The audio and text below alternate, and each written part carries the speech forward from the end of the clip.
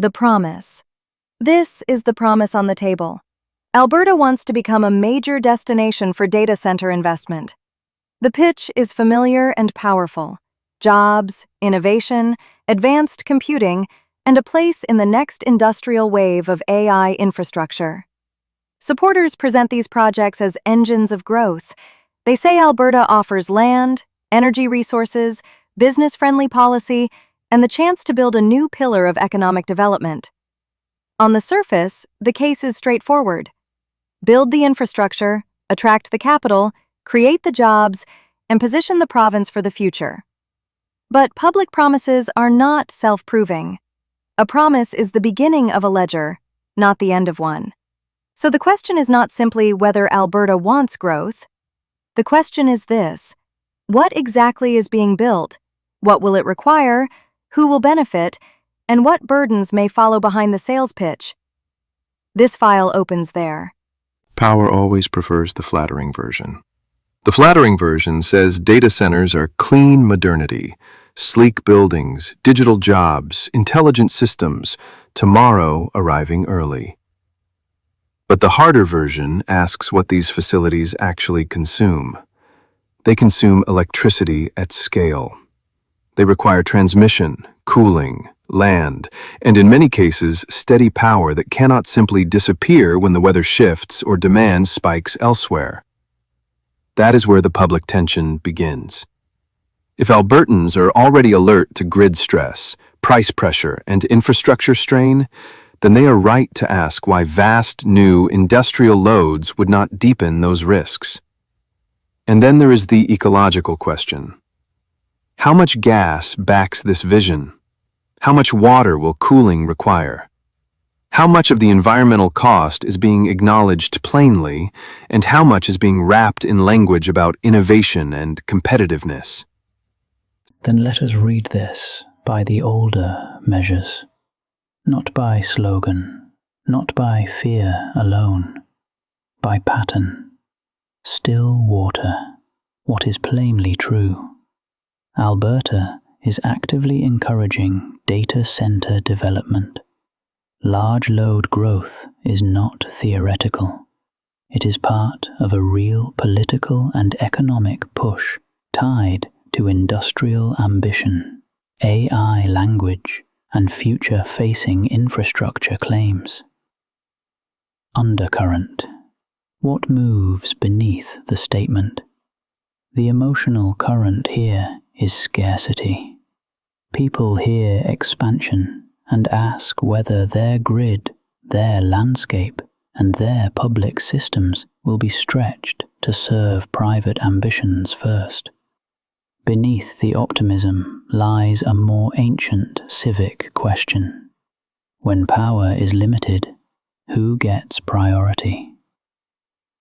Eddy pool, where the framing distorts. One side says innovation, another says boondoggle. One says jobs, another says strain. But the distortion begins when either side treats possibility as proof. Economic upside is not automatic. Ecological cost is not imaginary. Both must be counted in the same ledger. Headwaters, where this begins. This issue does not begin with a server rack. It begins with Alberta's model of growth itself. Resource strength, industrial expansion, deregulated energy tensions, and a political instinct to market scale before consequences are fully mapped. Currents. What forces are moving now? Capital wants capacity. Governments want headline investments. Utilities and system operators must protect reliability. Communities want clarity, and the public wants to know whether the infrastructure of tomorrow is being built on honest terms today. North Star. What standard should judge this? Not whether the renderings look modern, not whether the announcement sounds ambitious, The standard is whether these projects can be pursued without quietly shifting costs onto ratepayers, ecosystems, or future grid reliability. Tidal draw. What returns if unanswered? If the claims outrun the evidence, the question returns. If the jobs do not materialize as promised, the question returns. If power gets tighter, water gets scarcer, or public subsidies outpace public benefit, the tide returns to the same unfinished line. Who was this really built for? This issue should be tracked, not merely debated. What projects are proposed, approved, delayed, or cancelled? What electricity demand do they represent? What generation or grid upgrades are required to support them? What water licenses, land use decisions, or public concessions are attached? And what job claims remain measurable after the announcement cycle fades? Those are not side questions, they are the public file. And accountability begins where vagueness ends.